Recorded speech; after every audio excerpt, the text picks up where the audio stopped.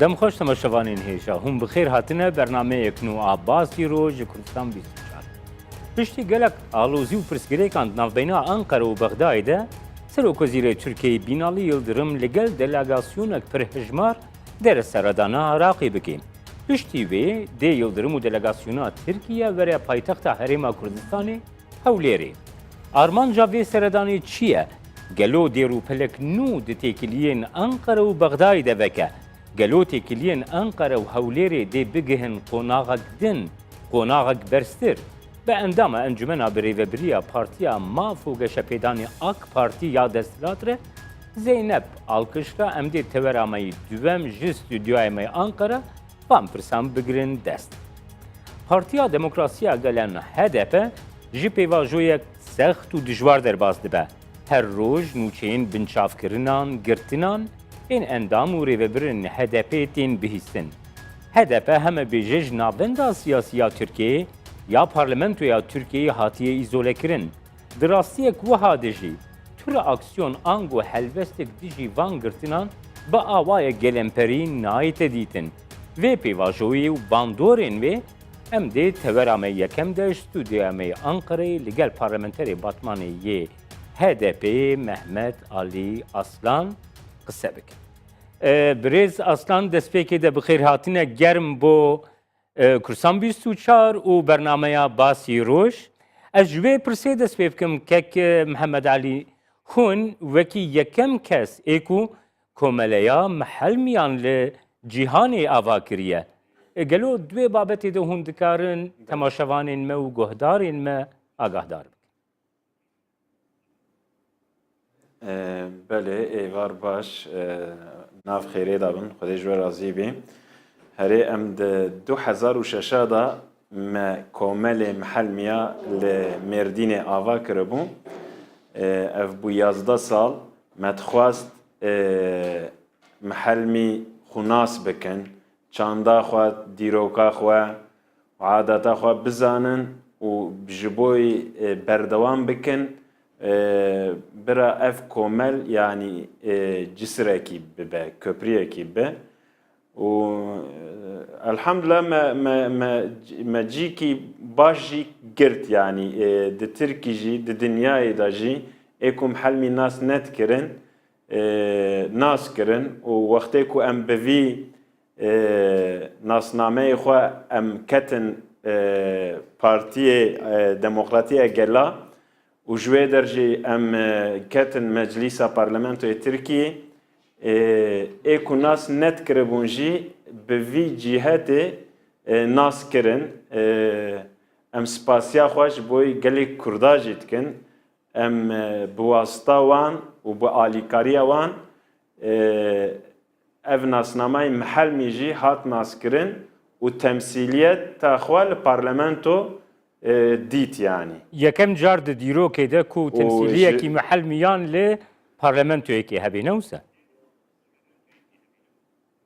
Gerek ji zû da hebûna ama em hinkî em ewiqîn ama dîsa em dibêjin em dîsa em spasiya xwe ji bo gelê me û gelê Kurda em dikin.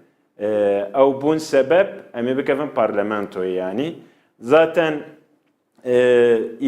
îzolekirina HDP yekî jî ev e naxwazin yani ev sistema statuko, ev sistema faşizm naxwaze ji xeynî qewmiyeta xwe, ji xeynî Tirka kes naxwazin bira werin naskirin.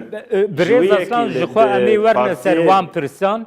Gelo piştî ku ve komeleya xwe damezran te diyar kir 2006 de ve damezran. Hem berê komeleya we jî tu helkeftin turê aksiyon jaliyê dewletê ve çêbîn. Herê mesela wextê ku me 2006 de me vekiribû bi navê mehellemî vekiribû, navê mehellemî qebûl nekirin. Gotin ev mehelmî ne navekî bi Tirkiye, gerek win viya bibedilin, bixeyirin. Vêca me mücadelekî mezin kir, em hatin Ankara û falan, gotin bi şertekî em ê qebûl bikin, berî lafzê mehelmî محلمی ون لفظکی کلمکی به ترکی دینن و دناف پارانتز دا ام محلمی قبول بکن. بله مجی ما مجبور قبول کر ما بری ناوه محلمی ما سامی نویساند یعنی سمیتیک کره حضرتی نوح سام و د ناوه پارانتزا جی ما محلمی نویساند برێز وی ئەسان شکل هەروەها قبول کردبوون. هون دامەزرێنەر یەکیتیە عەرەبێن ئەنەدۆڵیەیەنەژی دوێ چەرچەوەیدا هەرێ. بەێ فەرمو يعني محلمي جقالي محلمي ايكو زيادة بلكي سديد الشست سدي باردون خو عرب دبينن ام عرب جي ام انكار ناكن جوية كيم مگو هوالي مگوتن ام دخوازن بناوه عرب جي ام كوملكي آوا بكن و مویاجی کر یعنی ما بناوی عرب آنادولی یکیتی عرب آنادولی جمع یکی وکر لبله دولت وی گرد گو اف ناو نای قبول کرن ناوی یکیتی جناو کومل درخینن مجی قبول نکر مدان محکمه گرد محکمه اف درنک گرد کومل گرد yargıta yani mahkemeye bilind Cenova mahkeme vekir ev mahkeme ev 3 sala devam dike yani dixwazin navê yekitî em ji navê dernek ji navê komel em derxînin naxwazin ki yani ev fikra yekitî bi ereba ra bi mihelmiya ra bi gela ra be yani ew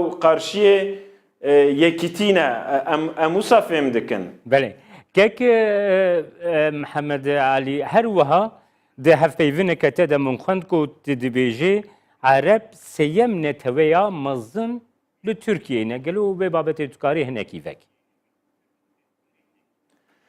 يعني نزكي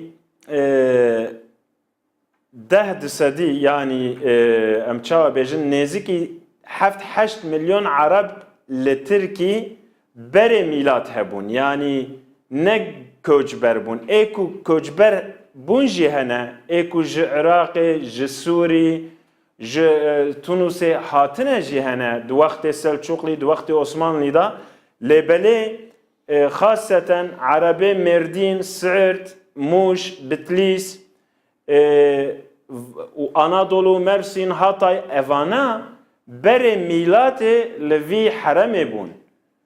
û لهجه وان جی هنکی فرق تیدا هیا لهج دغیره دبدله لبله حتی ایرو زمانه خو محافظه کرنه و خو عرب دزانن یعنی ما خواست کی اف عرب جی برا دیرو که دا تاریخ دا اوندا نبن برا خو ناس بکن برا نحلم برا نه اسیمیله ببن بوی آرمانجه ما کومل جی وکره بو پیوی یکیتی عرب آنادولو جیوانه مجی جیوانه کومل عربه وکره بون او جهاد گرتن yani neziki se komele me hatin girtin resmi olarak hatin girtin yani برێز ئاسلان من بخوا تەماشەکر ڤیدیۆاوێ تەماشەکر ئاقافتنە خوا یا سوندخواردنێ لە پارلەمەنتویا تورکیە دە بە عەرەبی دەست پێ کرد گەلۆر هەمبەرێ وێنا تو ڕیاکسیۆن دەست پێکردن تو تەپکی نیشاندان ji ber ku gava ku birêz Leyla zana bi Kurdî kirî tepkiyekî gelekî mezin reaksiyonekî gelekî mezin hemberê wê hatibû nîşandan tu bixwe gelekî agahdarî di wê babetê de gava got te bi Erebî dest pê kir li hemberê wê jî tu reaksiyon çêbûn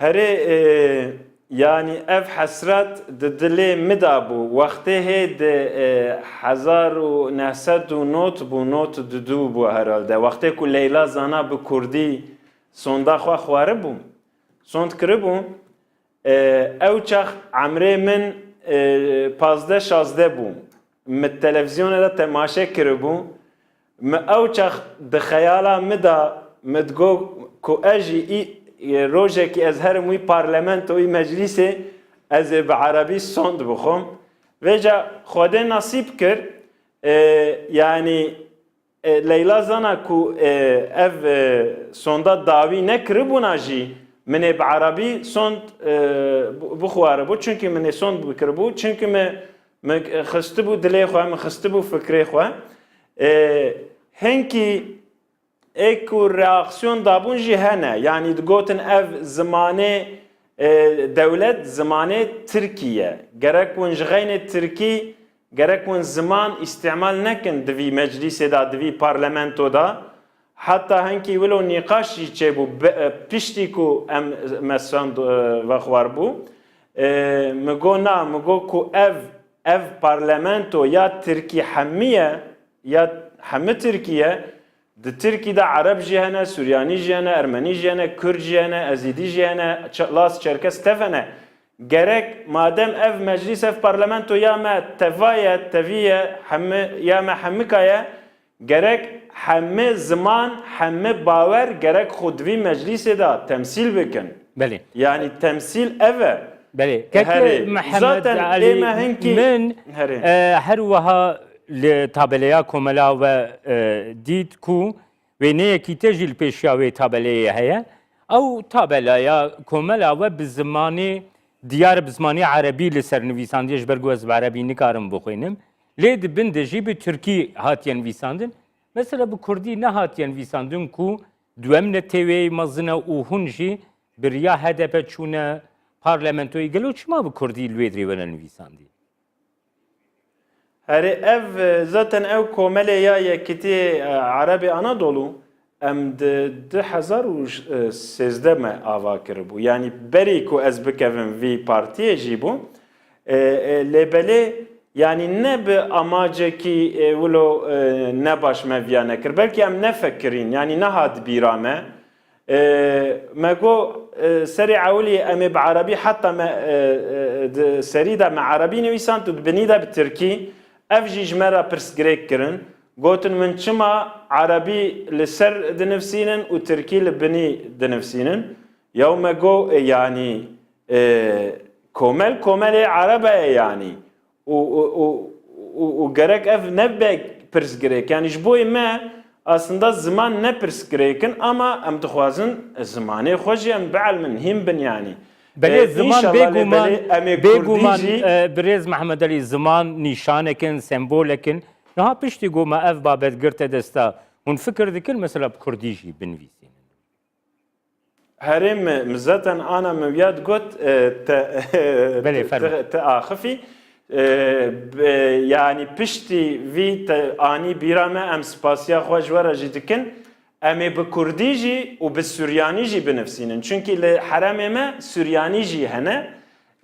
Maksat bira hemî însan xudwî tabelê da xudwî komelê jî de bibînin û ez ê tişkî dî bêjim mesela wextê ku şaredariya Mêrdîn û Siirt bi Erebî û bi Erebî nivîsandibûn ser şaredarî pir kêfa me hatibû şaredariya Batman jî söz dabû nebû nasîb qeyyûm avêtin ji wî yekî yani gerek em Arab Kurd û hemî ziman û hemî gel gerek em ji xwe re ji gelê xwe re ji zimanê xwe re em çi dixwazin gerek ji birayê xwe re gerek ji zimanê dî jî ji gelê dî jî em ew tişt bixwazin ancak ew çax ew ê çareserî çêbê ew ê sulh çêbê ew ê biratî çêbê yani weke Resul aleyhissalatu vesselam got dibe ê ku ji xwe re dixwaze ji birayê xwe jî naxwaze ew ne mümîne ew îman nekiriye Vece em jî Kek Mehmed Ali berî demekê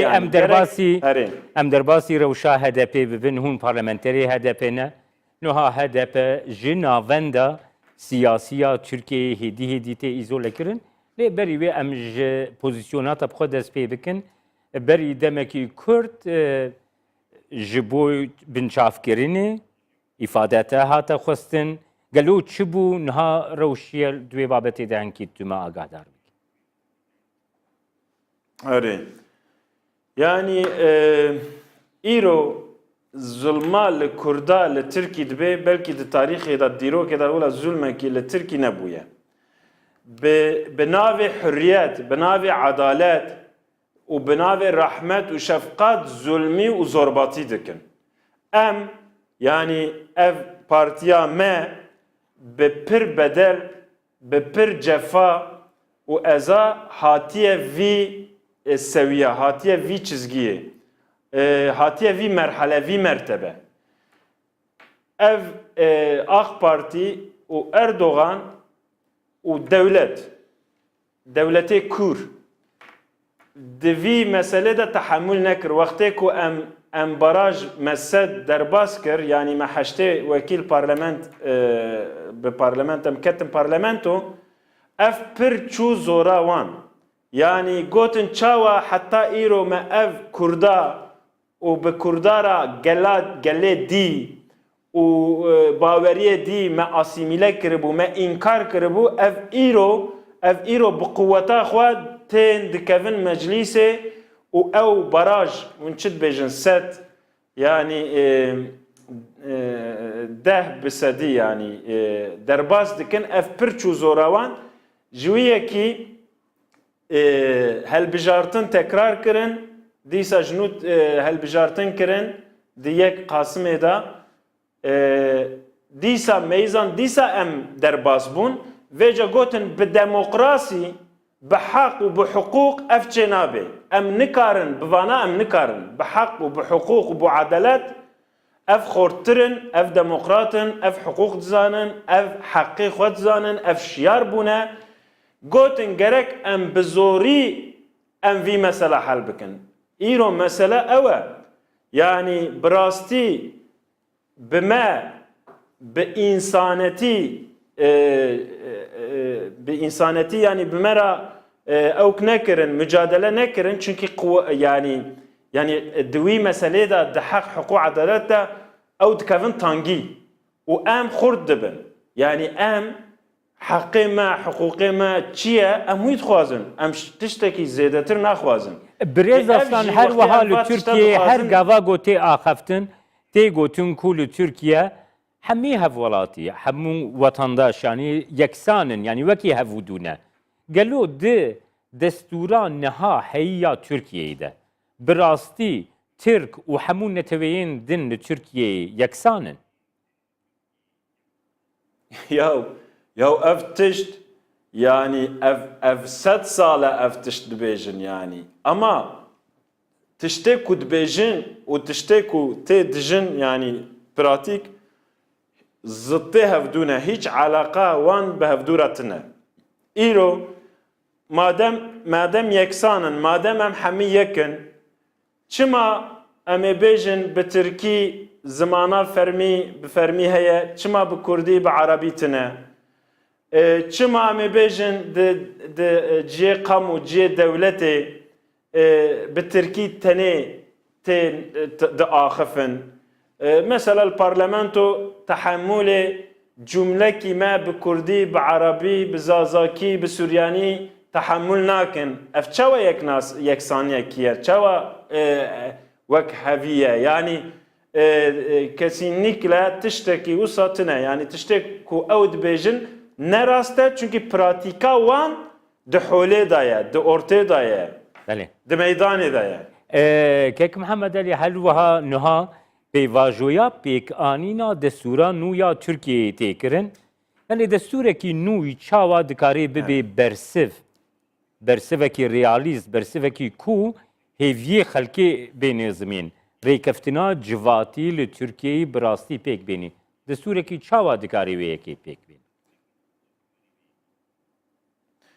yani berî 28 madde difikiribûn ji bo vî destûranû vêca di komîsyona da xistin 18 madde di vî 18 madde de û berî jî 28 madde bûn ji bo gela ji bo ne tenê gela Tirkî heme ji bo Tirka jî maddekî tenê tune yani ev ê ku dibêjin destûra nû aslında destûra Reîsî Cumhur destûra serokatî yani serokê Tirkiye ne destûra gela ye yani tiştekî wisa tune gela dixapînin însana dixapînin ev destûra ek û nû dixwazin çêkin tev ji bo meqamê wan ji bo îqtidarê wan hê bilindir be hê muhkemtir be hê xorttir be ye ne ji bo gela او بابتا گوته گرتی دستا که محمد علی ریکفتنا دیناو بینا اک پارتی و MHP de گو آنی بو کمیسیونیه و HDP جی erê خاباتا هفکار ب yani ji bo destûra nû hatiye îzolekirin gelo HDP çi hewlan didê got bikaribe bandorekê bike, tesîrekê bike, wekî aliyekî di parlamentoya Tirkiye'de got bandorê bike, destûrekî nû modern pêşketî ê got bikaribe bibe bersiva rastiya Tirkiyeyê HDP çi hewldanê dike ku destûrekî wisa pêk were? Yani HDP ji 2011 ya da 12 dest kiribûn ji bo vî destûrê nû yani berî viya. Me ji wî çaxê me dixwast ki yani bira gelê û baverê Tirkî û îdeolojîkî xwedî îdeolojî bê bira ew tev fikrê xwe, remandê xwe û tiştê ku dixwazin bira ji meclîsê re bêjin û bira meclîs ev tişt parlamento ev tişt bira di nav xwe de tekîlî bikin yani bira biştexilin biaxivin ji bo jina ji bo cîwana ji bo hemî qatmana em ê bêjin gela lêbelê ev çi kirin hemî partî li derva hiştin ji xeynî MHP yani di parlamentoda çar partî hene çar partî yek iqtidare yek muhalefetê mezin e û yek em ya siyemînê ne û yek jî ê hindik ê çaremîn ev em ê bêjin MHP dibêjin yani partiya qewmiyeta Tirka AK Parti neriya CHP jî û HDP jî ev tiştê ku AKP difikirê ji bo xwe û ji bo Cumhurbaşkanî ji bo Erdogan CHP û HDP di vî mesele de dûr dikevin yani ew dixwazin ki bira gel jî bikeve di vî destûran û lêbelê ew nedixwastin ji vî yekî hê di serî da nexwastin em ê xwe bixin nava vî destûran û بله که محمد علی نها جالیه AK Parti ve jaliye medyayı Türk ve geleki rexne le HDP gırtın dibêjin gava ku HDP heştê parlamenter derxiz dikari bu AK Parti re yani bi awayekî nermtir koordinasyonekî pêk bêne heta dikari bu koalisyonekê jî pêk bêne dibêjin ku HDP ji roja yekem got ku em dijî serokatiyên em bi AK Parti re koalisyonê pêk nayînin ez naxwazim bizîvirme wê yekê lê siyaset ew jî got mirov çiqa zehmetî jî hebin mirov bikaribê rêvekê yani HDP di vê rewşa aloza Tirkiyeyê dîse nikarê tiştekî we bike ku bandorê raya giştî bike tesîrê raya giştî bike dengê xwe zêdetir bigihêne û bikaribê tesîrê li raya giştiya Tirkiyeyê bike ku ji vê rewşa îzolatîf ya gunehatê de derbikeve. Yani ez ê viya bêjim em berî heft hezîran berî helbijartina yekemîn ê ku em baraj derbas kirin me çi digot em îro jî em ew dibêjin yani berî heft hezîrana me diko bira barij sulh aştî dewam bike bira heta ebedê dewam bike û bira xorttir bê bira yani güvencekî ji destûrê ji anayasa bistênê me ji wî çaxê me wisa digot em îro jî wisa dibêjin û tu dibêjî mesela ev mesajê peyamê ku em didin gelê Tirkî jî îro jî di nahiye biratî û yekhevî û ji bo sulhê ye mesela îro hevserokê partiyê me rehîn girtine yani di zindana de ne dîsa hevserokê me ê partî Selahattin Demirtaş jî fîgen yüksek da jî daima wextê ku teqandî çê dibe, wextê ku gelê me tê kuştin, em nabêjin gelê tir, gelê Kurd, ev hemû gelê me ne. Wextê tu yê kuştin, dîsa Birêz Demirtaş, Birêz Figen Yüksekdağ peyam dişeynin, mesaj dişeynin, bêjin ev tişt ne rast e, gerek em behevdûra bibin yek, gerek em ittifaq bikin, ittihad bikin ser biratî, ser sulhê û ser heqê xwe yani. كيك محمد علي نهال ترکیه ایرو در روزنامه یک به ناوی aydınlık de روزنامه وانکی به ناوی sabahattin ön kibar نویسان diye dibêje ku Öcalan ji İmralı'yê telefoni hin berpirsyarên HDP kiriye ku pişt giriya serokatiyê bikin. Agahdariya weş tiştekî wisa heye? Na, ku tiştekî wisa hebe jî agahiyê me tune û carna wilo xeber derdkevin hinkî spekülasyon jî têda heye.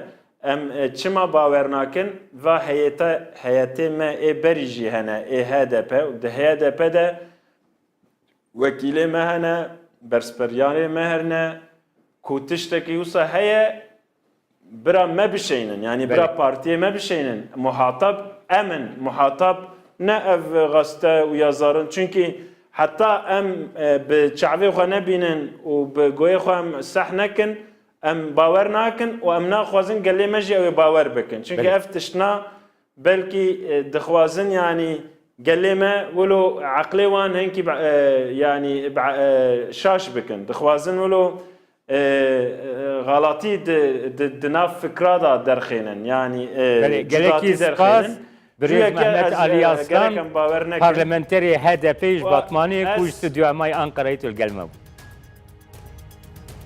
Ez spasiya we dikim û şev baş dibêjim û bibînin nav xêr û xweşî de inşallah. Wedê ji we razî. Gelekî spas kek Mehmet. Temaşevanên hêja piştî navbeyinekî Kurd em dê bi Towerameyê duem de gel Zeynep Alış endama encûmena birêvebiriya Partiya Maf û Geşa Pêdanê AK Partî qise bikin axaftina me jî dê li ser seredana Serokvezîrê Tirkiyeyê bo Bexdayê û paytext Ewlê.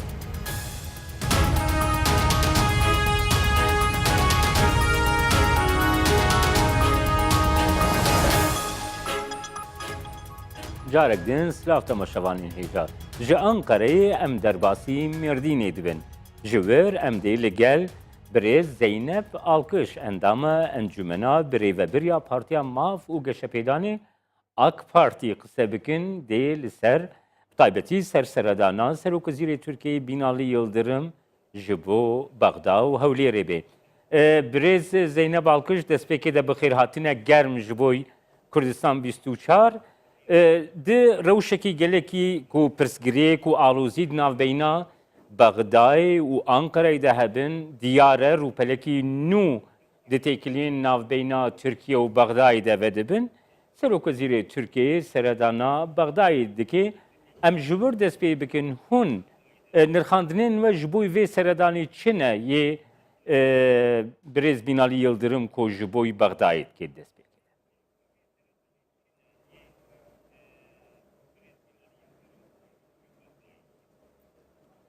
Ewle silava xweş temaşavanê wê hêja û qenc re dikim û ji we re jî kek Cemal serdaveta we jî spas dikim. Dîtine Serokvezîr Binalî Yıldırım û dîtine îbadî ji bona rojhilatê navîn û ji bona Iraq û Tirkiye jî gelkî girîng e û em jî ser rojhilatê navîn de jî em taqîbê vî dene. Ji alî ve jî Bexdatê îbadî û Yıldırım temaşavan û gavê görüşme xwe bikin. Dengem tê we? Belê dengê we tê fermû.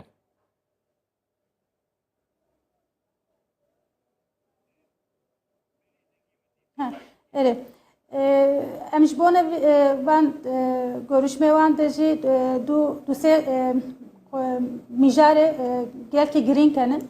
Ewlê ser terorê ser rojhilatê navîn tenê ne ser Tirkiye û Iraqê ser Sûriye û gelkî heremê me de her roj terorkî tê meydanê اغلب في ترور دستكن داعش و PKK داعش و PKK امزانن کی نیار عراقی جی و ترکیه جی حوجه ام دسته و دو بگرن جبونه وان هر دو ترور örgütüye وان örgüta ام وان قاده قاب کن وان في حرمي خود کن سوي جي ام تقاز görüşme داجي وان جي جبونه دسته وان زیاده بی برێز ئاڵکش گەرگ ئەموەرنە سەروێ بابەتێک و دیسە ناوبەینا تورکیە و ئیرانê yani hinek alozî navbeyna Tirkiye û Îranê de derketine İran ji Tirkiye dixwaze ku ji Sûriyeyê gelekî dûr bikeve her wiha Bexda gelek nêzîkahî li gel Îranê heye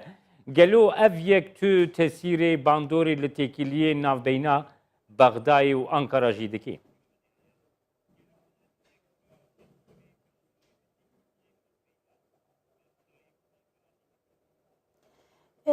Evet, siyasetnamar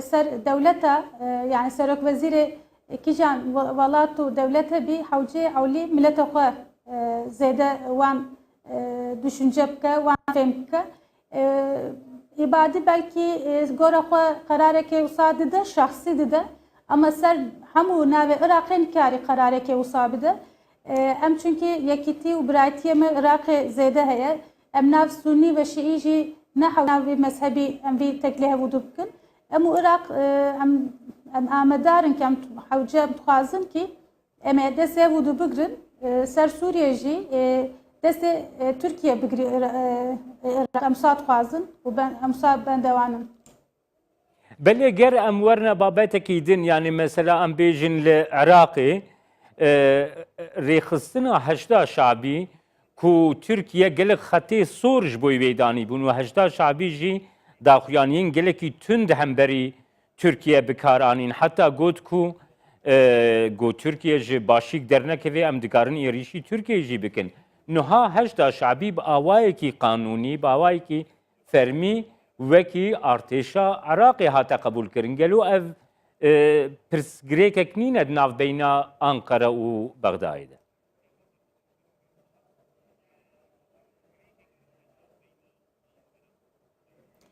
Tiştê zanim başika û Iraq û Tirkiye'de hat girtin yani ça bêjin rekeftin çêbû li hevûdû hatin navme de pirsinkinekê bêjim asebûn tune ew qut bûye li hevûdû hatine yani cû alî ve li hevûdû hatine rekeftin çêbû pirskirinekê werdekê zêde nabînim û ne hewcê em dîsa tiştê borî bî ez dixwazim ke em serî dê mijûl nebin em pêş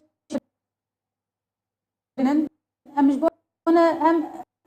aburiye xwe hem maştiye xwe hem birayetiye xwe hem yekîtiye xwe ser rojhela navîn em jê û dûre hewcenin Iraq bê Türkiye bê Iraq nabî ji bo alî ve jî ser sınıra ser devleta hinek carna tişle û dû dikevin acizî çêdibî bê ev jî gelkî normal e hewceyekî em li hevû dû featê me kendê me û me ji hevû dû qut nabî millete me ji hevû dû dur nabî ji hevû dû qut nabî hewcê devletê Tirkiye jî devletê Iraqê jî her daim destê hevû dû bigirin. Belê birêz Zeynep Alkış her wiha yek ji babetên girîng ku di navbeyna Bexda û Ankarayê de tê axeftin rewşa PKK'ye bêguman. Niha Tirkiye bi awayekî gelekî vekirî dibêje divê PKK ji şengalê derbikeve lê PKK li wê derê hin aliyên PKK êgo dibêjin ku heta mûçeyên xwe êgo ji Bexdayê digirin hene.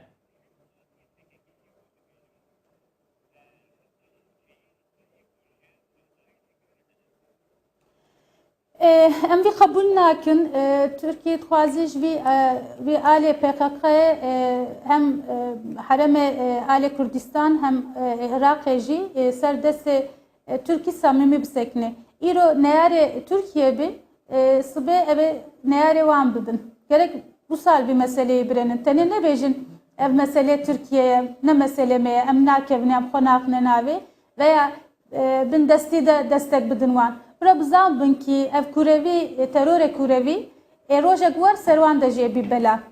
Yani em çixaş xwe dûr jî bikin, ji me yani ne serê me em sa bibînin jî, rojek ev kurevî, terorê kurevî, gelkî war ser dewletê başqa jî. Jî hewciyê Iraqê ser vî meseleyê de jî gerek samîmî bisekinî. Ser Şengalê jî aynı wî düşünceyê de jî gerek samîmî bisekinî. û destek nede kîvî jî nav sınıra xwe de, nav welatê xwe de destek nede PKK. Em vî qebûl nakin, ser vî jî rekeftina Türkiye ne mümkün e Irak û îbadî re vî bike. Belê birêz alkış her wiha berî demekî Kurd yanî parlamenterê AK Partiyê birêz Galîp Ensarîoğlu de hevpeyvinekê Gûdayî Kurdistan 24 bi xwe de jî wekî got em zanin birêz Ensarîoğlu mümkün e di delegasyona birêz Yıldırım de serdana Baxdayî û her wiha serdana Hewlêrê jî bike ew dibêje ku di herêmê de müttefikê me, hevkarê me herî mezin Herêma Kurdistanê ye û cihê îstikrarê jî Serokê Herêma Kurdistanê Mesûd Barzanî ye. Bîr û rayê te divê babetê de çi?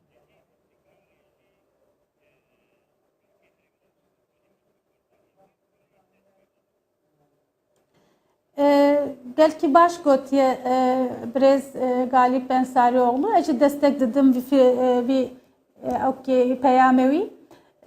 Em û Herêma Kurdistan em biraya hevûdûnin, ewlî gerek em vî bizanbin. Em çendê xwe û dîroka xwe em jewûdû qut nabin. Em gelkî nîzîkê hevûdûnin. Belkî em nîzîkê hewqas ne Iraqin, em nîzîkê hewqas Herêma Kurdistanın. Roja Ladê inşallah Serokvezîr Binalî Yıldırım û Nêçîrvan Barzanî û dîsa Mesûd Barzanî jî Roja Ladê werin berewûdû. Ew jî bername xwe ser dîsa ser aşîtî û ser yekîtî û ser biratiyê bikin. Ez wisa hêvîdarim. Em alê Herêma Kurdistan em dîrokê me gelkî nav hevûdû de ye.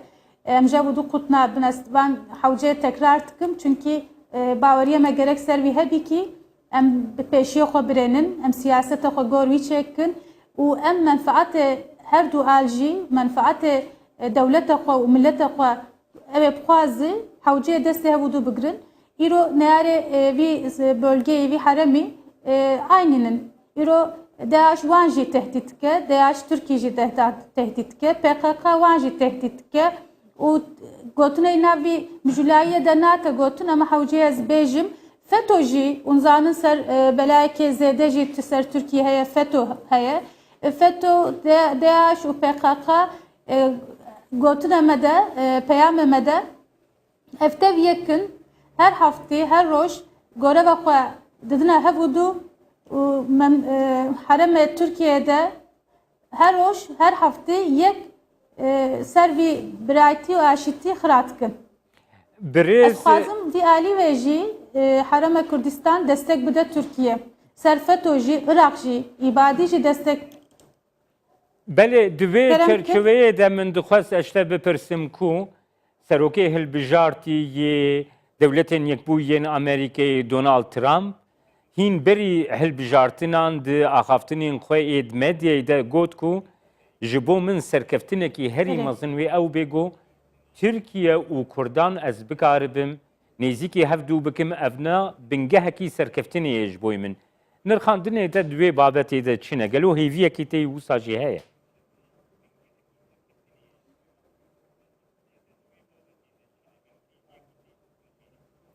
Ya em nav welata xwe de em Kurd û Tirk jewûdû nequtin. Yani jewûdû em ew nebûne, em qut nebûne elhamdülillah em biraya hevûdûnin, em hevûdû renin hêj. Ama tabii ki herêma me gelkî sıkıntî hene. Kî destê xwe bavê jî aşîtî em ê jî wî destek bikin. Yani kî aşîtiye de hebî, kî vî aşîtî pirsirkirin xwarizî bî çareserî serî çareserî bî em destek em ê bidin tabii ki. Kî ji aşîtî re ê bêje ez naxwazim, kî ji biratî re bêje ez naxwazim. Ji alî ve jî eger samîmî bin û nav wan de niyeta wan de tiştekê xirabûn tune bî em ê nav derxwede me bin zaman vî şanê me bide rastin ne rastin vî meseleyê de durustin ne durustin em ê pêşiya xwe de me bînin vî înşallah aşîtiyekê saçê bî înşallah. Birêz alkış başa divê çerçeveyê de yanî aştî li ser bingeha bêguman ya yeksaniyê yan ango mafê yekî ku weke hev û dû debê çê dibê. Niha li Herêma Kurdistanê Kurd dixwazin bikevne pêvajoyekî serxwebûnê de dixwazin ku bikaribin li ser qedera xwe ew bi xwe qerarê bidin. Yani helbestekî wisa hûn bi xwe endamê encumena birêveberiya AK Partiyê de pozisyonekî qûwet dene bîr û rayî ve li ser daxwaz û hêviyên Kurdan li Başûrê Kurdistanê çi ne? Divê babeta got min pirsîde.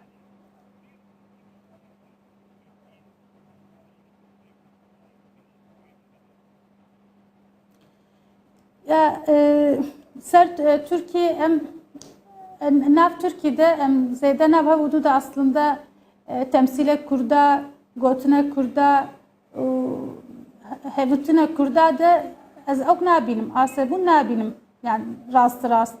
İro heremê belediye de sistem nav sisteme de gelkî navan da asekiyek tine. Ama tabii hinkî sıkıntı belki hereme me de çêbûne ez wî kabul dikim.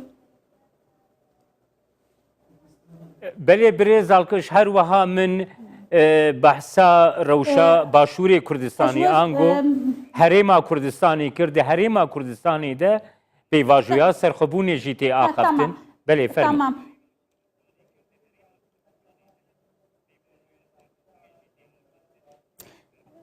Tamam, ji vege êdî baştir fêm kir. Li werdekê jî em gelkî nabera me de yani ser kamuoyu sanki sürekli em jevûdû qut dibin, em jevûdû fêm nakin, yan jî em jevûdû yani Türkiye hikûmeta Kurdistan û Barzanî qebûl nake, ware temaşe nake, wan hevûdû nabînin gibi dibêjin. Halbuki newsaye gelkî vî dönemî de em Nêçîrvan Barzanî gelkî hat Türkiye û Mesûd Barzanî gelkî hat Türkiye. Hikûmeta Kurdistan bölge Kurdistan Herêma Kurdistan gelkî ji bona rojhilatê navîn de jî qîmetli ye û zanim beriye wextek jî Cumhurbaşkanı Fransa ço ziyaretiye wan de em ji bona me jî ciyekî qîmetli ye. Em her car nav müjlayê xwe de dibêjim, em nav dîroka xwe de, nav çentê xwe de, ev nav inanca xwe de jî yani Şii Sunnî em hevû dû re jî mijûl bibin ew bölge êdî nîzîkê me yani ser mezheba jî gavê em mijûl bibin ew bölge êdî nîzîkê me. Ji alî ve nav me hiç dönemek de jî xut nebûbû hevû dû re em ziyaretiye me hebûn, mijûlayê me hebû. Em jevûdû xut nebûbûn heta ki em mütefîkin gelkî meseleya de gelkî çêkirine rojhilata navîn de jî Sûriye Iraq de jî em mütefîk hevû dûnin. Me hikûmet bölge Kurdistan, Herêma Kurdistan her daim dostê Türkiye jî dostê wan e sabêjim. Birêz alkış hestê me pirsa xwe dawî piştî seredana Serokvezîr Binalî Yıldırım hêviyê we çi ne wê têkiliyên Hewlêr û Ankara di rewşekî çawa de mirov wê bikaribê bibîne piştî serdana Birêz Yıldırım.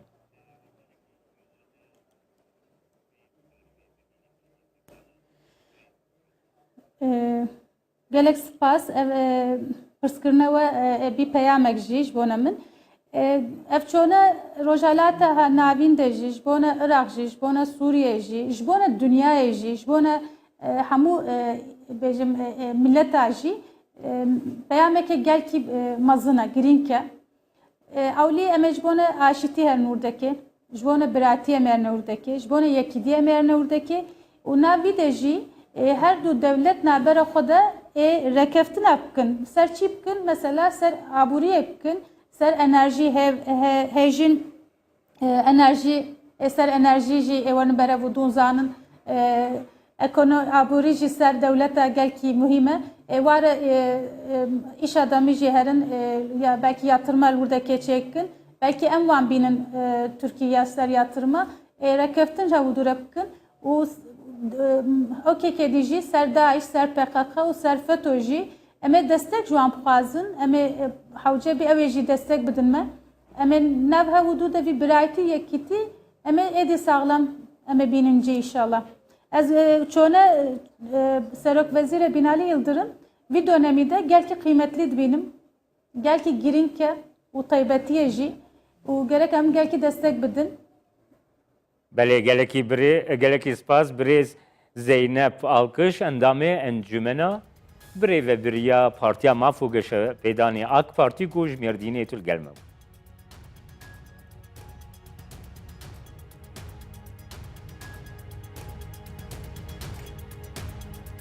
Temaşevanên hêja vî awayî em hatin dawiya bernameya me îro ya basîroj heta bernameyek dina basîroj her şab.